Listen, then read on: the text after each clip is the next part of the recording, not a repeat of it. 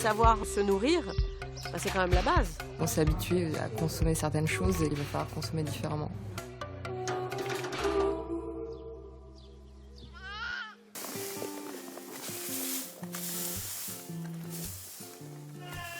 Ulrich Macchini est une espèce devenue rare.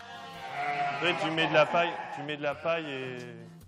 Un agriculteur au large sourire dès le matin.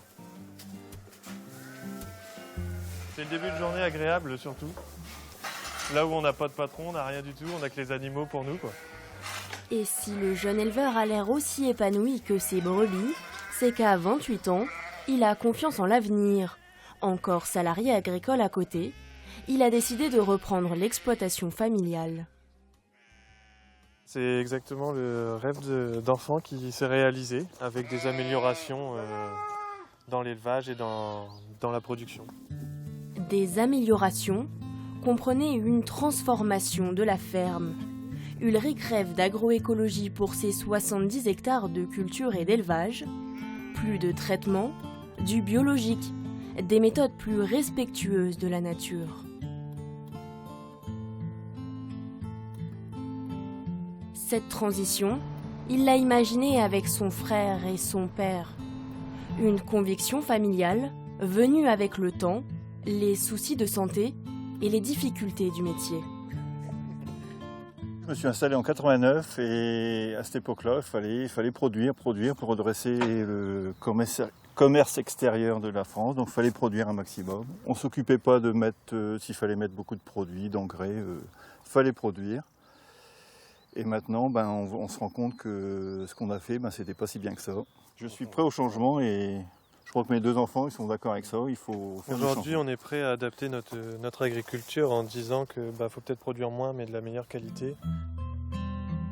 Les Macchini se donnent 3 ans, le temps de préparer la suite, d'assurer la continuité de Freddy. Et pour s'éloigner définitivement du modèle conventionnel, Ulrich a pensé à tout. Champ froid de légumes, viande et produits laitiers. Bientôt, c'est ici qu'il vendra sa viande. Un magasin de 12 producteurs, tous convaincus. J'ai pas du tout d'attirance à travailler avec grande distribution. Vraiment garder le contact avec le client, le consommateur, et revenir un petit peu comme ça se faisait dans les années avant les grandes surfaces, donc les années 60, 70, où les gens allaient dans les petits villages, acheter leur beurre, leurs œufs, leurs poulets à la ferme, et la valeur ajoutée était conservée par les agriculteurs. Aujourd'hui, moi, sur mon exploitation, j'ai une demande. Je pense que tout le groupe a une demande et qui va encore évoluer selon les années et ce qui va arriver, quoi. De la vente directe plutôt que la grande distribution, pour un bénéfice 3 fois plus important. À terme, Ulrich compte se verser un SMIC, car cette transition agricole, c'est aussi l'espoir de vivre sereinement de son activité. Ses parents ne se sont jamais versés de salaire. Dernière idée de l'agriculteur, reboiser son exploitation. 700 arbres pour soigner son sol, l'idée vient de sa grand-mère.